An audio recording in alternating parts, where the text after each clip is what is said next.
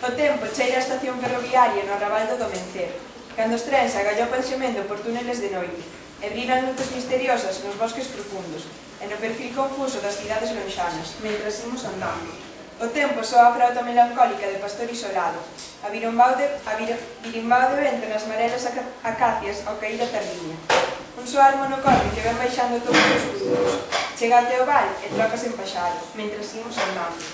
O tempo ten a cor dos prados, pero ás veces ponse gafas vermellas e reloje, esmacelado e fondo, aluarado, como un sáhara de augas movedizas, auga de area, chuvia de area, sobre mares de area interminables, mentras imos andando.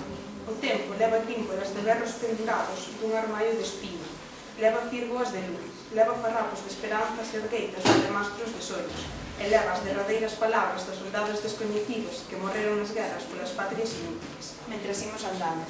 O tempo é unha cousa que está e que esvaga como a cóbrega longa rastreando o corazón dos homens, e eses vermes que están tamén e van tamén pasando, maquinando furar un trecho muro de soidades, pedra de escuros dioses e couta a súa sombra, mentras imos andando.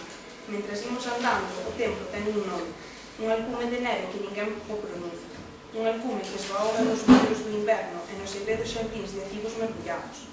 Mentras imos andando, pregunto polos mortos, pregunto polas cores das flores que amaba, pregunto polas mornas mañás que gozara, pregunto polas ondas do mar. Eu pregunto, mentras imos andando.